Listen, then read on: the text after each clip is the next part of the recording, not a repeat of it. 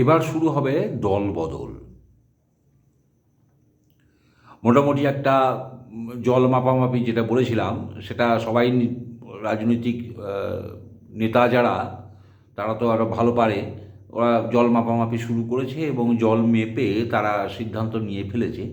অনেকেই এবার কিন্তু দেখা যাবে বিজেপিতে যোগ দেওয়ার চেষ্টা করবে, যেরকম 21 সালে আগে হয়েছিল।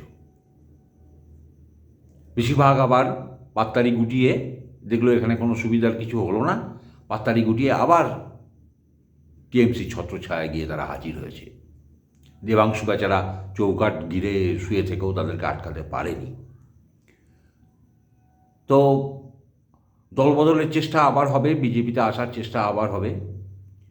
যদি বিজেপিতে কোনো তৃণমূলের নেতাকর্মী এসে যোগ দেয়, খুব ভালো, খুব ভালো।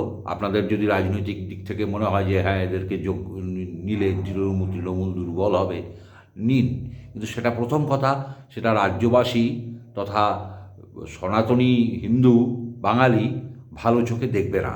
এর আগের বারেও ভালো চোখে দেখেনি, এবারে তো আরও দেখবেই না, প্রথম কথা। দ্বিতীয় কথা, আপনাদের যদি পলিসি হয় যে তাদেরকে নিয়ে তৃণমূলকে দুর্বল করবেন, তাহলে তাদেরকে দলে নিয়ে তাদেরকে চুপচাপ বসিয়ে রাখবেন ভোটের রেজাল্ট বেরোনোর আগ পর্যন্ত। চুপচাপ বসিয়ে রাখবেন, তারা যেন কোনো কথা না বলে, তারা যেন টিভিতে কোনো বাইট না দেয়, তারা জয় শ্রীরামও যেন না বলে। তাদেরকে ব্রহ্মচর্যে রেখে দেবেন। রেখে দেওয়ার পর ভোটের রেজাল্ট যদি অনুকূল হয়, তাদেরকে সপাটে লাথি মেরে দল থেকে তাড়িয়ে দেবেন। তাতে রাজ্যবাসী আপনাদেরকে আশীর্বাদ করবে। আর যদি আবার টিএমসি যেতে, তাহলে আপনাদেরকে কিছু করতে হবে না, তারা নিজেরাই আবার টিএমসিতে ফিরে যাবে।